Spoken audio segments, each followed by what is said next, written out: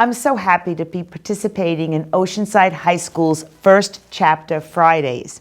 And I'm here to introduce the book called The Library Book by Susan Orlean.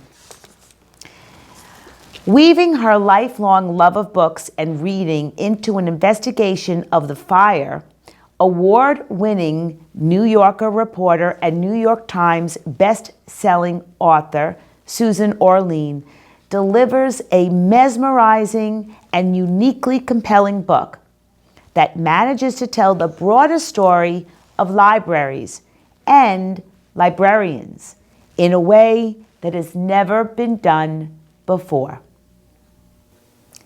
Even in Los Angeles, where there is no shortage of remarkable hairdos, Harry Peake attracted attention. He was very blonde, very, very blonde, his lawyer said to me.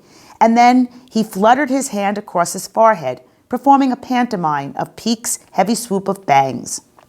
Another lawyer, who questioned Peake in a deposition, remembered his hair very well. He had a lot of it, she said, and he was very definitely blonde. An arson investigator I met described Peake entering a courtroom with all that hair, as if his hair existed independently. Having a presence meant a great deal to Harry Omer Peake.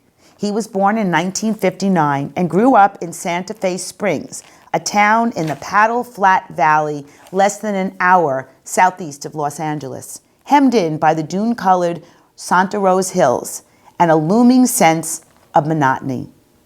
It was a place that offered the soothing uneventfulness of conformity, but Harry longed to stand out. As a kid, he dabbled in the minor delinquencies and pranks that delighted an audience.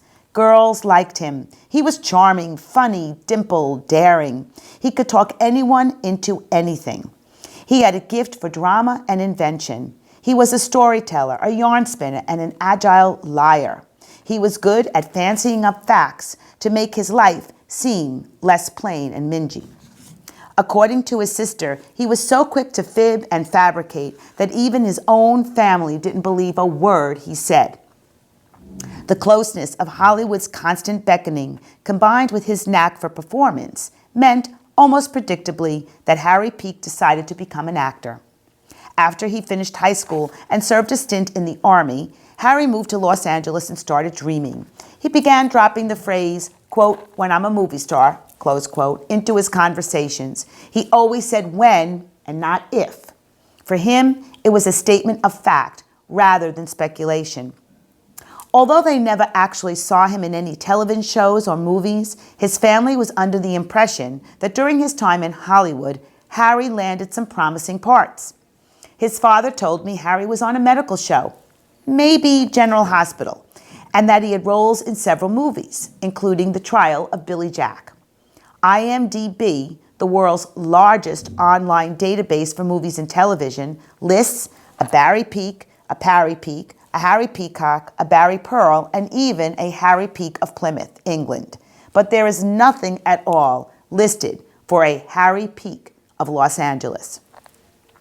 As far as I can tell, the only time Harry Peake appeared on screen was on the local news in 1987, after he was arrested for setting the Los Angeles Central Library on fire, destroying almost 500,000 books and damaging 700,000 more.